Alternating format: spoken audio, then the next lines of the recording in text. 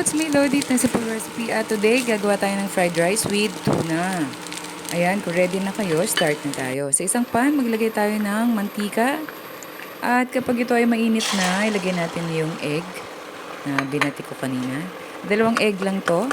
At scramble egg lang natin siya. Scramble. Yan. At haluluin lang natin siya ng ganyan. At pagkatapos, makikita nyo naman kapag luto na siya. Kapag luto na, ay pwede na nating iset aside muna. Ilagay muna natin sa plate. Yan. Okay? At pagkatapos niyan, pag tinanggal na natin yung itlog, yung scrambled egg, same pan lang tayo. Add tayo ulit ng mantika. Yan. At pagkatapos kapag uminit na yung mantika, pwede na natin igisa yung bawang. Yung bawang, mga 5 butil ko na hiniwa ko siya ng maliliit. Hindi naman totally pino. Then, lagay tayo ng kamatis, ng sibuyas. Isang lang to, medium size na sibuyas.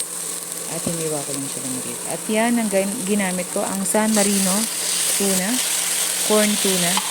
At yung ginamit ko ay medium spicy. Kasi yung spicy is yung kulay yellow. Yan din spicy.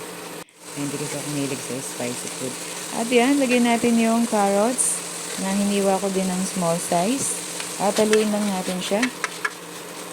At isunod na rin natin yung green peas. Ginamit ko lang dyan yung konti lang.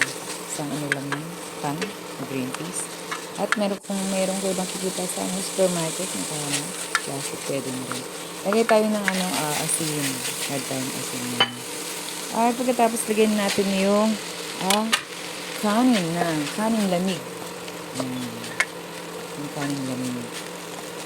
Haluluin lang natin. At pagkatapos lagyan natin yung scrambled egg na itinabi natin kanina. Ayan, almost done na tayo. At nakikita na natin yung ating finished product. Yan.